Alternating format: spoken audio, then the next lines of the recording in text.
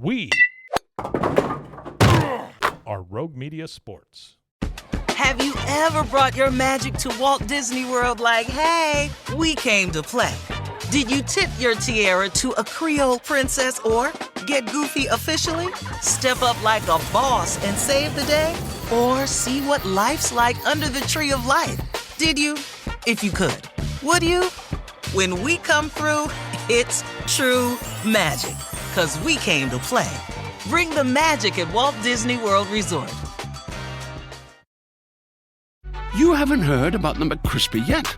Well, then, you probably haven't heard the sweet silence after the first crispy bite either. Go try it for yourself to hear the best not sound you've ever heard.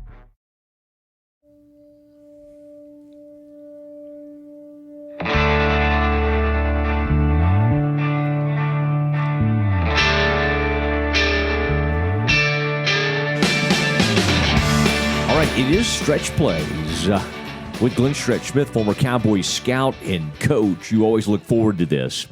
And Stretch is preparing to do some TV this evening on WFAA Channel 8, the ABC affiliate in the Dallas-Fort Worth area. But he always does Doomsday first. And Stretch, the 25-10, this team has now 3-1 and has held all of its opponents in each game to 19 or fewer points. So pretty impressive. And I don't care how bad the Commanders are, to hold a team to 10 points is pretty dang good in this NFL. Just from an overall standpoint, what did you think of this defensive performance?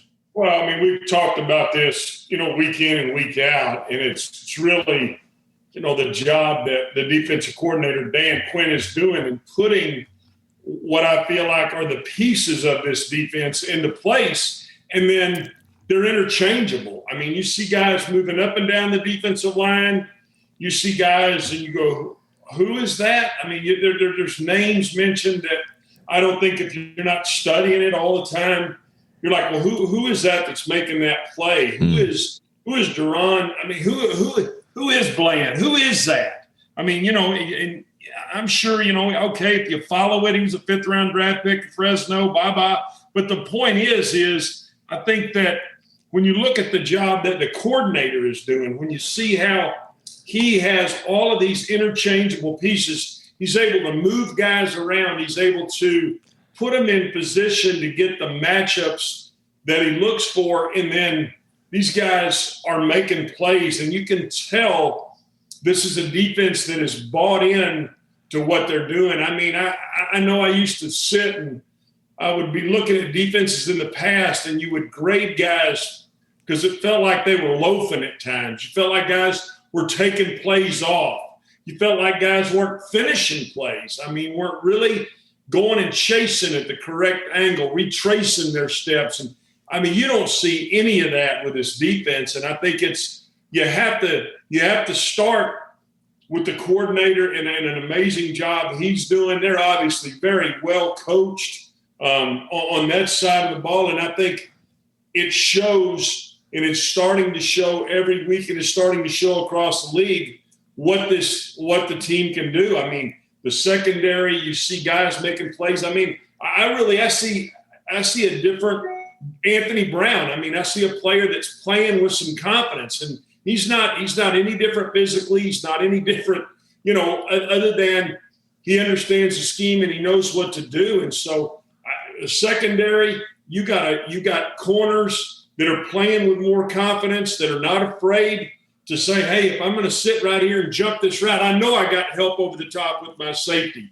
And you saw that today. And then you got 2 safeties who not only can cover, but they will come and hammer you. Yeah. And I'm talking about they will tackle, and they will tackle with force, and they get guys on the ground, and they, all the scouting jargon, they arrive with bad intentions and all those things that you hear. But to me, the secondary really has not been talked about a lot, and it's because of a great pass rush you get, but you're getting great secondary play. And so that's where I'm going to start with the secondary, who in my mind, I mean, it is a B+ all the way and gave you a great winning effort. All right. He's back to being a tough grader because that was a tremendous effort. But B+ is a very high mark coming from Glenn Stretch Smith. Now, Stretch, Diggs, to your point, tracking the ball, made the great interception, was knocking balls away.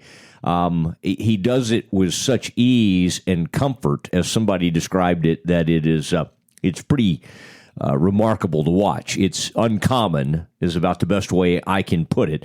Now, let's jump up front. Gallimore makes a big play behind the line of scrimmage early. Bohanna's playing well up front.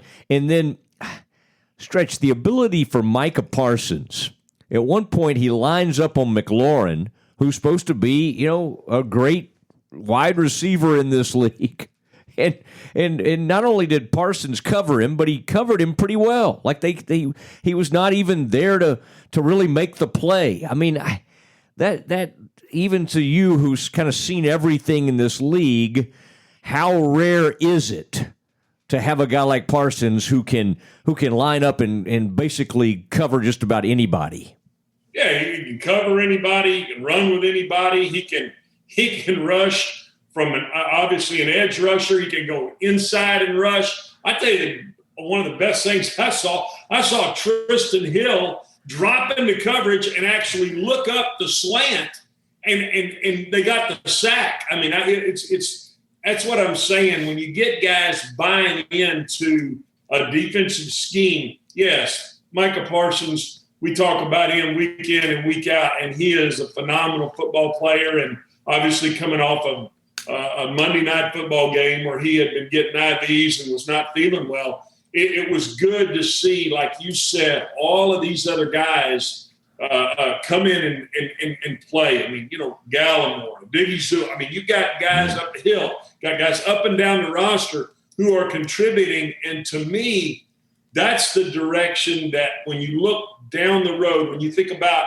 okay, how are the Cowboys going to challenge, the Eagles right now for the NFC East to gain back?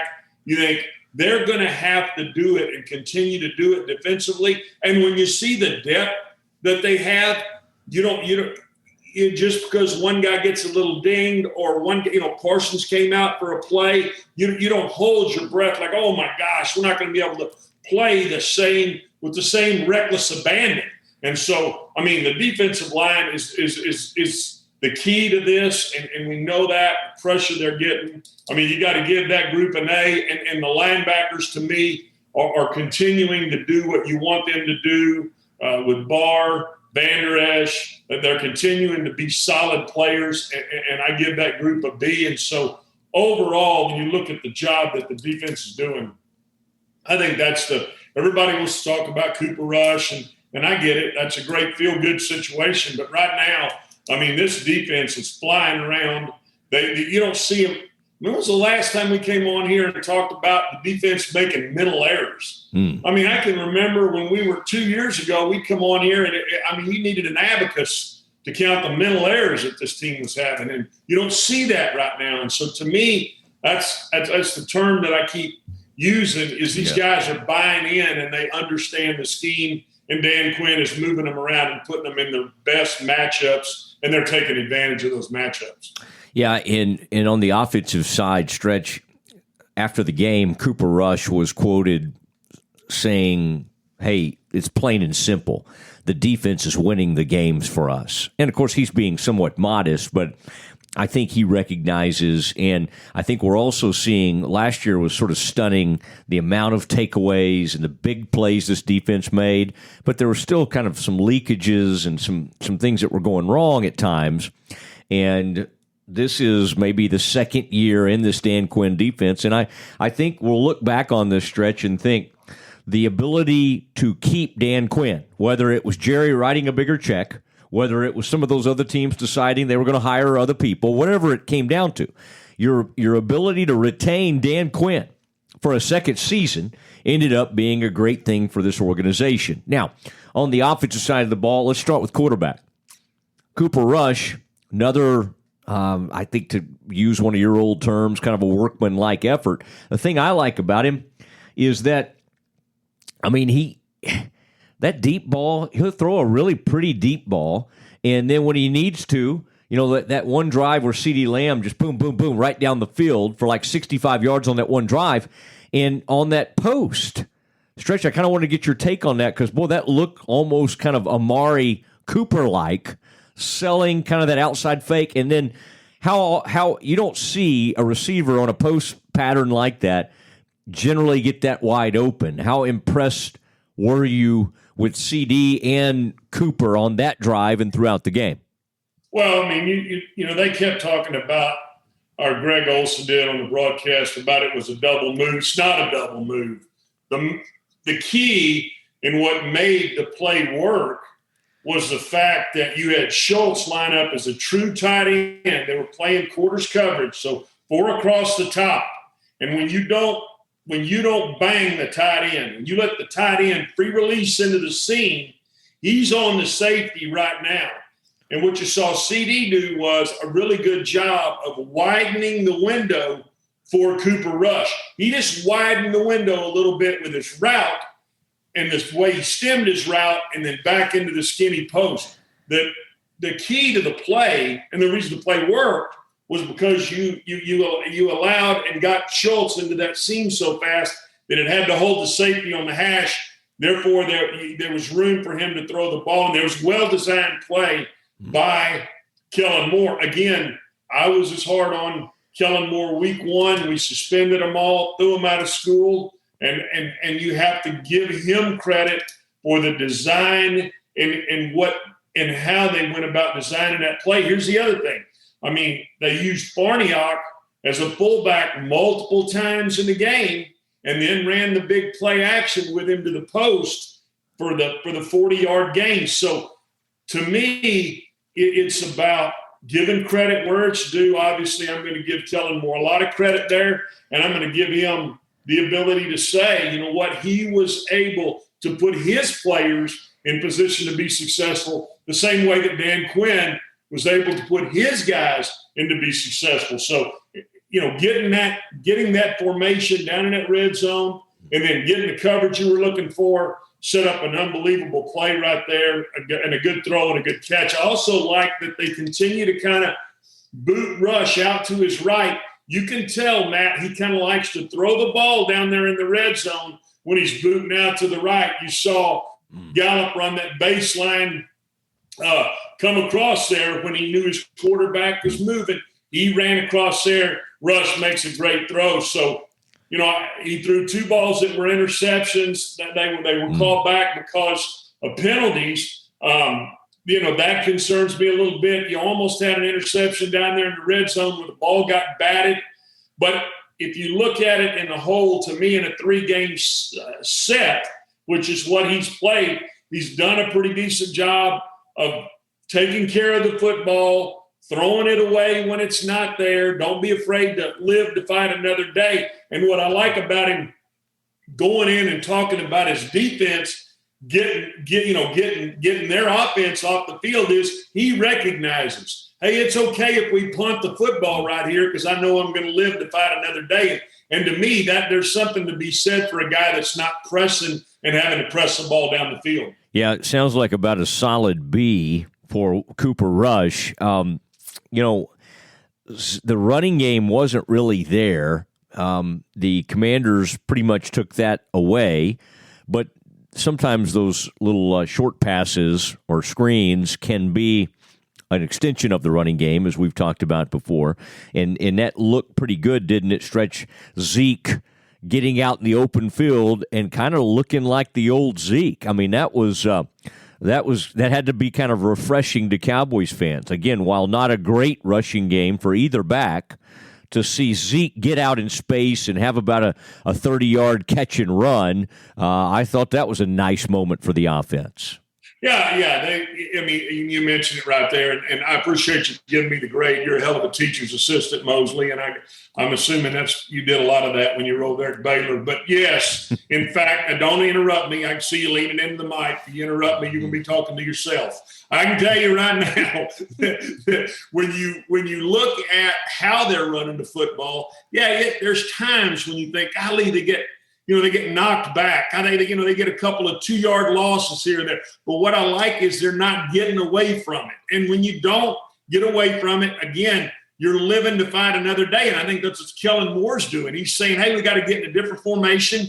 We don't need to be in 3 tight ends to run the football. We can spread them out a little bit and still continue to run the ball. We can run. I mean, what I like when you see it is they're not afraid to run Noah Brown in and let him block on the backside. They're not afraid to let CD. I mean, these receivers, they got to come in and block too. And so, we've talked about this many times. I mean, NFL defenses can make you stop running the football. They can shut you down. I don't care how good you are.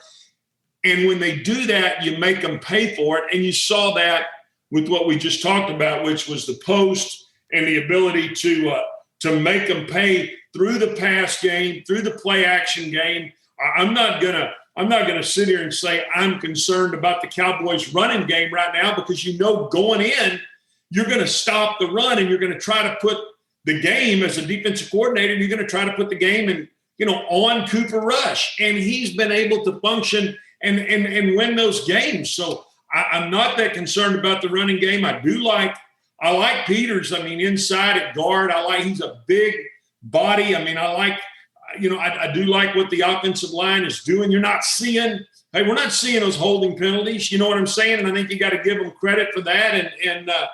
And quite frankly, you got to give the line credit for doing a pretty decent job of protecting. So I'm going across the board with the offense, and really I'm going to give them all a B and a really good job of continuing just to do what you need to do to win football games. And I think that's exactly what you've seen Kellen Moore and how he's designed a game plan to do.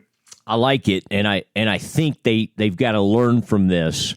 And Stretch, by the way, I don't know if I've given you an opportunity to welcome on our new sponsors of the Doomsday podcast, Marable Homes and Lakeside Roofing. Marable Homes, home builder, building timeless classic homes, the Dallas area. Great team equipped to handle luxury, residential, new construction, passionate about what they do, and honestly, that's why they become great friends with their clients. And so I know where you live out in the Alito area, Stretch, you see some big homes. Go in out there, and boy, Marable Homes continues to get that done. And then, of course, Lakeside Roofing, the highest quality roofing products paired with high quality workmanship. Stretch, would you welcome those sponsors to the Doomsday podcast, please? Yeah, I mean, I certainly will. And anytime we have new folks join the team, it's obviously great to have them be a part of what we're doing, and something that I'm sure Frito will come up with some real original ideas and some things to make sure that they are welcomed into being part of the Doomsday family. He's taking notes as we speak, coming up with all sorts of ideas. Now, you've watched the Eagles. You know what the Cowboys are going to face next week in the Rams as they begin this stretch. This 2-game stretch is going to be really interesting. This is, such a great opportunity. I think one of the luxuries right now, speaking of luxury homes, Stretch, is that you don't have to feel like you're rushing Dak. I mean, think about that year they got off to a bad start and they had to go trade a first-round pick for Amari Cooper. Think about where we were just 3 weeks ago. Oh, my gosh, the season's over. They've got no chance. How nice is it that they can kind of take their time and hopefully get Dak back? How do you kind of see this team right now moving forward? Obviously the Eagles look to be the better team in the NFC East. How far off that pace do you see the Cowboys right now? I think the Eagles have done what they needed to do, which was win games that, quite frankly, at the beginning of the year, we thought they were going to win. Now, you get into the meat of your schedule, and the Cowboys are going to have to go out to SoFi, and they're going to have to play a really good Rams team. And I think, the key is you come out of that thing feeling you're pretty good about where you're at in the division, and win or lose out there. I mean, you're in the division race, and I think that right now you got to think that where the Cowboys are is going to give them a chance all year, and the key is going to be what they do defensively with Dak, without Dak. I don't think it matters. I think they're going to have a defense that can get after you, that can get after the quarterback, and anytime you can do that, that leads to turnovers, it leads to short fields, and it leads to the ability for you to win football games. Stretch, I didn't want to tell you because I didn't want to put any pressure on you, but an enormous Facebook Live audience started to gather as Frito put it out there that we were doing this. And so hello to everybody. Appreciate you joining us. And, of course, you'll enjoy Stretch Plays. Stretch, continued success as you get ready to do some TV tonight, live television. Thank you for being such an integral part of the Doomsday podcast.